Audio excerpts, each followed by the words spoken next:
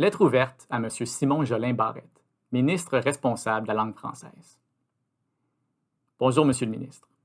Le 13 mai passé, vous avez déposé le projet de loi 96, qui vise à renforcer le statut du français au Québec, entre autres en apportant des modifications à la Charte de la langue française, la loi 101. Sauf qu'un article en particulier du projet de loi crée un trou sérieux dans les droits civils de tous les Québécoises et Québécois contre les fouilles et saisies abusives. Ça n'a rien à voir avec les droits linguistiques. Et en juger par l'attention médiatique portée ailleurs au projet de loi, personne ne semble encore l'avoir réalisé. Peut-être même pas vous, Monsieur le ministre.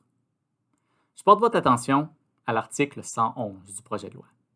Cet article donnerait aux agents du gouvernement, entre autres, le droit de pénétrer dans tout endroit autre qu'une maison d'habitation, d'y prendre des photos, de forcer les gens qui s'y trouvent à leur donner accès à toute donnée contenue dans un appareil électronique ou un système informatique, et d'exiger tout renseignement et communication pour l'examen ou la reproduction par ces agents. Normalement, des pouvoirs du genre ne seraient pas un problème, parce qu'ils seraient limités par les chartes québécoises et canadiennes des droits de la personne. Mais ce projet de loi est différent, parce qu'à l'article 118 du même projet de loi, vous écartez l'application de ces chartes de droit à l'ensemble de la loi 101, entre autres en invoquant la clause non-obstant de la Constitution. C'est un choix politique légitime de le faire et la Constitution le permet, mais ça veut dire qu'on saute sans filet pour protéger nos droits, alors on a tous un devoir de faire extra attention. Tel qu'écrit, l'article 111 permettrait aux agents du gouvernement de fouiller, sans mandat et même sans avis, les chambres d'hôtel, les autos, les sacs à dos et les valises des Québécois. Il pourrait forcer les Québécois à débarrer leur ordinateur et téléphone personnel pour que les agents y inspectent les photos, les courriels et les textos. Les agents du gouvernement pourraient aussi forcer les médecins de famille, les psychologues ou les avocats à dévoiler leurs documents confidentiels, sans même qu'on le sache. Et tout ça sans mandat et sans appel. Toute personne qui refuse se trouverait passable de sanctions pénales aussi prévues par la loi.